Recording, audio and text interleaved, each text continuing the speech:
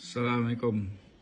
Saham IPO iCitizen, saham yang ke-23 dalam Bursa Malaysia tahun ini dibuka pada harga yang sama dengan harga tawaran dia. So nampaknya saham IPO masih lagi lemah nampak gayanya. Sekarang 19.5. Tapi hari ini FY nampak keadaan nampak lebih baik lah. Dan kebelakangan ini nampaknya saham IPO ni dia buka lebih kurang dengan harga IPO dia kan. Cumanya kalau anda boleh lihat kat situ ramailah seller dibandingkan dengan buyer kan. Ini jelas menunjukkan yang secara keseluruhannya pasaran saham belum lagi sembuh lah, belum lagi sihat.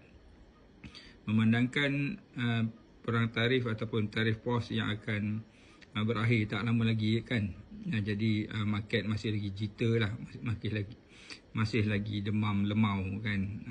Kita doakanlah sama-sama semoga saham IPO kembali cemerlang, yang mana kita boleh buat duit kan, boleh buat duit daripada melabur saham IPO. Bukan hanya dari saham IPO, juga dengan saham di Bursa Malaysia lah, baik untuk trading ataupun baik untuk investing kan. Jadi nampaknya saham IPO iCitizen masih menunjukkan yang pasaran IPO masih lagi belum cukup kuat dan boleh menguntungkan untuk pelabur-pelabur yang nak hit and run lah. Tetapi kalau nak jangka masa panjang tak ada masalah. Alright tuan-tuan, kita jumpa lagi. Nak belajar saham, follow FY. Assalamualaikum, bye.